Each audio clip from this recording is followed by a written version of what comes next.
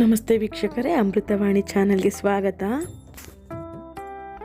ಅಖಿಲಾಂಡ ಕೋಟಿ ಬ್ರಹ್ಮಾಂಡ ನಾಯಕ ರಾಜಾದಿರಾಜ ಯೋಗಿರಾಜ ಪರಬ್ರಹ್ಮ ಸಚ್ಚಿದಾನಂದ ಸದ್ಗುರು ಶಿರಡಿ ಸಾಯಿನಾಥ್ ಮಹಾರಾಜ್ ಕಿ ಜೈ.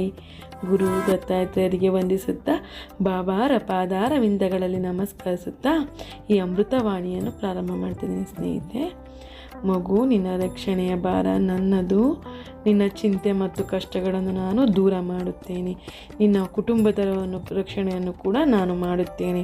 ನಿನ್ನ ಸಂಸಾರವನ್ನು ನಾನು ಕಾಯುತ್ತೇನೆ. ಜೀವನವೆಂಬುದು ಆಟವಿದ್ದಂತೆ. ಈ ಭವಸಾಗರದಲ್ಲಿ ಈಜಬೇಕಾದರೆ ನಿಮಗೆ ಒಬ್ಬ ಗುರುವಿನ ಅವಶ್ಯಕತೆ ಖಂಡಿತ ಬೇಕು ಮಗು.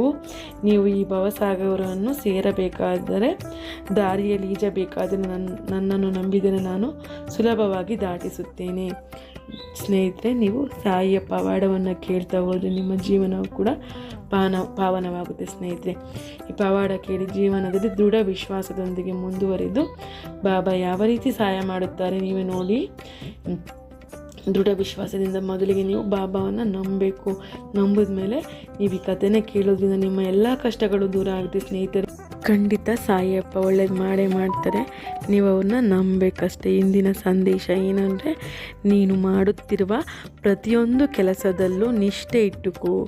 ದೇವರ ಕೆಲಸವೂ ಆಗಲಿ, ದೈನಂದಿನ ಕೆಲಸವೂ ಆಗಲಿ, ಪ್ರಾಮಾಣಿಕತೆ ಮತ್ತು ಶ್ರದ್ಧೆಯಿಂದ ಮಾಡಿದರೆ ಅದು ಪೂಜೆಯೇ ಆಗುತ್ತದೆ. ನಾವು ಇದರ ಅರ್ಥ ಏನು ಅಂತಂದರೆ, ನಾವು ಮಾಡುತ್ತಿರುವ ಕೆಲಸದಲ್ಲಿ, ನಾವು ದೈನಂದಿನ ಕೆಲಸದಲ್ಲಿ ಯಾವಾಗಲೂ ಪ್ರಾಮಾಣಿಕತೆ ಇರಬೇಕು ಅಂತ ಸಾಯಿಯಪ್ಪ ಹೇಳ್ತಾರೆ. ಅದು ನಾವು ದೇವರ ಪೂಜೆ ಮಾಡೋದಕ್ಕಿಂತ ಮಿಗಿಲಾಗಿರುತ್ತೆ ಅಂತ. ಸಾಯಿಬಾಬಾ ಹೇಳಿದಂಥ ಶ್ರದ್ಧೆ ಮತ್ತು ಸಬೂರಿ, ಧೈರ್ಯ ಇವು ಜೀವನದ ಎರಡು ಕಂಬಗಳು. ಎರಡನ್ನು ಹಿಡಿದುಕೊಂಡು ನಡೆಯುವ ನಿನ್ನ ದಾರಿ ದೇವರ ಬೆಳಕಾಗುವನು. ಅರ್ಥ, ಯಾವ ಸಂದರ್ಭದಲ್ಲಾದರೂ ಧೈರ್ಯ ಕಳೆದುಕೊಳ್ಳಬೇಡ. ದೇವರು ನಿನ್ನ ಪ್ರಯತ್ನಗಳನ್ನು ಖಾಲಿ ಕೈಯಲ್ಲಿ ಬಿಡುವುದಿಲ್ಲ. ತಡವಾಗಬಹುದು, ಆದರೆ ಫಲ ಖಚಿತ. ನೀವು ಕೆಲವೊಬ್ಬರು ಏನು ಮಾಡ್ತಾರೆ, ನಾನು ಪ್ರತಿನಿತ್ಯ ದೇವಸ್ಥಾನಕ್ಕೆ ಹೋಗ್ತೀನಿ, ದೇವರ ಭಜನೆಗಳನ್ನೂ ಮಾಡ್ತೀನಿ, ಆದರೂ ಕಷ್ಟ ತಪ್ತಾ ಇಲ್ಲ. ಯಾಕಪ್ಪ ಅಂತಂದರೆ, ನಾವು ಹಿಂದೆ ಮಾಡಿ ಬಂದಿರೋ ಕರ್ಮಗಳನ್ನ ನಾವು ಅನುಭವಿಸ್ಲೇಬೇಕಾಗುತ್ತೆ. ಅದಕ್ಕೋಸ್ಕರ ಈ ಜನ್ಮದಲ್ಲಿ ನಾವು ಪಡ್ತಾ ಇರ್ತೀವಿ. ಆದರೂ ನಾವು ಬಾಬಾನ ನಂಬಿದ್ರೆ ಖಂಡಿತ ನಮ್ಮನ್ನು ಮುನ್ನಡೆಸ್ತಾರೆ.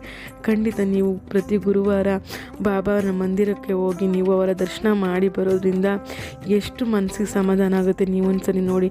ನಮ್ಮ ಜೀವನದಲ್ಲೂ ಕೂಡ ಅದು ನಡೆದಿದೆ. ನಾನು ಖಂಡಿತ ಬಾಬಾನ ತುಂಬ ನಂಬಿದ್ದೀನಿ ವೀಕ್ಷಕರೇ.